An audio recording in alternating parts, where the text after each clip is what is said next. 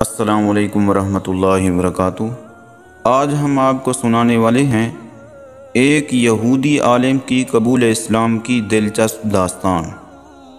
اس داستان کو سننے سے پہلے اگر آپ ہمارے یوٹیوب چینل پر نئے ہیں تو ہمارے چینل کو سبسکرائب کریں اور ساتھ میں گھنٹی کے بٹن کو ضرور دبائیں تاکہ ہر نئی آنے والی ویڈیو آپ تک بآسانی پہنچ سکے۔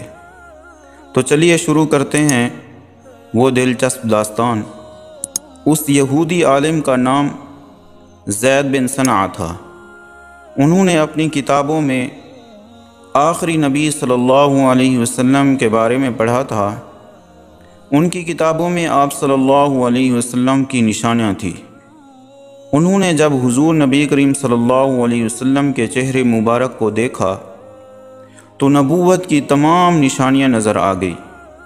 البتہ دو نشانیاں ایسی تھیں کہ جن کو وہ آزمانا چاہتے تھے۔ ایک یہ کہ اللہ کے نبیوں میں بردباری یعنی نرم مزاجی زیادہ ہوتی ہے، وہ جلد غصے نہیں ہوتے۔ دوسرے یہ کہ نبی کے ساتھ جتنا نادانی کا معاملہ کیا جائے ان کی بردباری اتنی ہی بڑھتی جاتی ہے۔ ان دونوں باتوں کو وہ آزمانا چاہتے تھے۔ ایک دن حضور نبی کریم صلی اللہ علیہ وسلم اپنے حجرے سے باہر تشریف لائے۔ آپ کے ساتھ حضرت علی بن طالب رضی اللہ تعالیٰ عنہ بھی تھے۔ ایسے میں ایک آدمی آپ کے پاس آیا۔ وہ اونٹنی پر سوار تھا، کوئی دیہاتی معلوم ہوتا تھا۔ اس نے آپ سے عرض کیا، اے اللہ کے رسول، فلاں قبیلے کی بستی میں میرے چند ساتھی مسلمان ہو چکے ہیں۔ میں نے ان سے کہا تھا کہ اگر وہ اسلام قبول کر لیں تو ان کا رزق پہلی کی بنسبت زیادہ ہو جائے گا، لیکن وہاں قحط سالی آ گئی ہے، بارش بالکل نہیں ہو رہی اور فصلیں سوکھ گئی ہیں۔ اے اللہ کے رسول، مجھے اس بات کا ڈر ہے کہ جس طرح رزق کی فراخی کی بات سن کر وہ اسلام لے آئے ہیں، اسی طرح کہیں قحط کی وجہ سے اسلام سے نکل نہ جائیں۔ اگر آپ مناسب سمجھیں تو ان کی مدد کریں، کچھ غلہ ان کے لیے بھجوا دیں۔ آپ صلی اللہ علیہ وسلم نے اس آدمی کی بات سن کر حضرت علی رضی اللہ تعالیٰ عنہ کی طرف دیکھا۔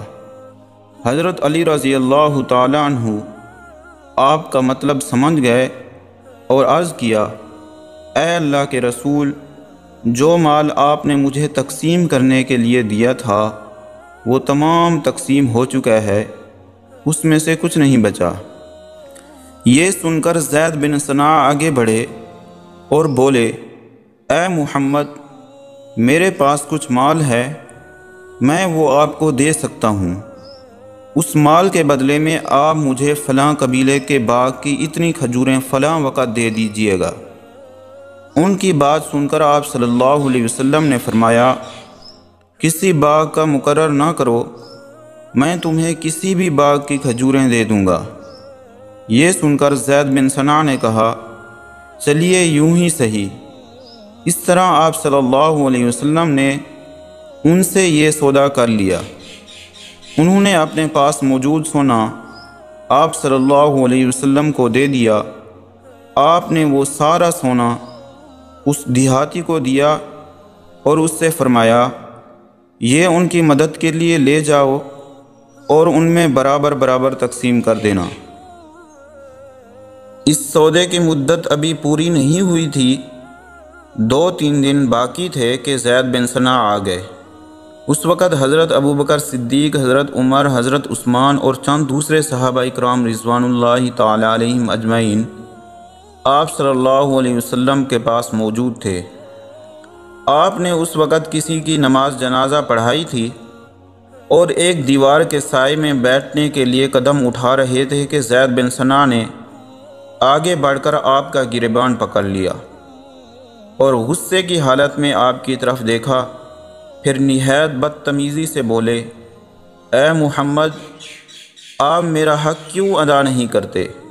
اللہ کی قسم، عبد المطلب کی اولاد نے ٹال مٹول ہی کرنا سیکھا ہے، اور اب بھی ایسا ہی نظر آ رہا ہے۔ ان کے یہ کہنے پر حضرت عمر رضی اللہ تعالی عنہ غصے میں آ گئے، ان کی آنکھیں سرخ ہو گئی۔ انہوں نے زید بن ثنا کو گھور گھور کر دیکھا، پھر بولے، اے اللہ کے دشمن، یہ تو کیا کہہ رہا ہے؟ اگر آپ صلی اللہ علیہ وسلم کی مجلس کا خیال نہ ہوتا تو ابھی اپنی تلوار سے تمہارا سر اڑا دیتا۔ ادھر تو حضرت عمر رضی اللہ تعالیٰ عنہ کے غصے کا یہ عالم تھا، ادھر حضور سرور کائنات صلی اللہ علیہ وسلم زید بن ثنا کی طرف دیکھ کر برابر مسکرائے جا رہے تھے۔ پھر آپ نے حضرت عمر رضی اللہ تعالیٰ عنہ سے فرمایا، اے عمر، تمہیں ایسا نہیں کہنا چاہیے تھا، تم مجھے اچھی طرح ادائیگی کرنے کا کہتے اور انہیں نرمی سے مطالبہ کرنے کے لیے کہتے۔ انہیں لے جاؤ اور جتنا ان کا حق بنتا ہے وہ انہیں دے دو، اور تم نے جو انہیں دھمکایا ہے اس کے بدلے میں انہیں 20 سا کھجور اور دے دو۔ حضرت عمر رضی اللہ تعالی عنہ انہیں لے چلے۔ اس وقت انہوں نے حضرت عمر رضی اللہ تعالی عنہ سے کہا، اے عمر، کیا تم مجھے جانتے ہو؟ حضرت عمر رضی اللہ تعالی عنہ بولے، نہیں۔ انہوں نے کہا، میں زید بن ثنا ہوں۔ یہ سن کر حضرت عمر رضی اللہ تعالی عنہ حیران ہوئے اور بولے، وہ یہودیوں کے بڑے عالم؟ انہوں نے فوراً کہا، ہاں۔ حضرت عمر رضی اللہ تعالی عنہ نے فرمایا، اتنے بڑے عالم ہو کر تم نے آپ صلی اللہ علیہ وسلم سے ایسا سلوک کیا؟ اس پر انہوں نے کہا، اے عمر، حضور سرور کائنات صلی اللہ علیہ وسلم کے چہرے کو دیکھتے ہی میں نے نبوت کی تمام نشانیاں دیکھ لی تھی، لیکن 2 نشانیاں ایسی تھیں کہ ان کو میں نے ابھی تک نہیں آزمایا تھا۔ ایک یہ کہ نبی کی بردباری اس کے جلد غصے میں آ جانے سے زیادہ ہوتی ہے، دوسری یہ کہ نبی کے ساتھ جتنا جی چاہے نادانی کا معاملہ کیا جائے اس کی بردباری اتنی ہی بڑھتی چلی جاتی ہے۔ میں نے ان دونوں باتوں کو آزما لیا ہے۔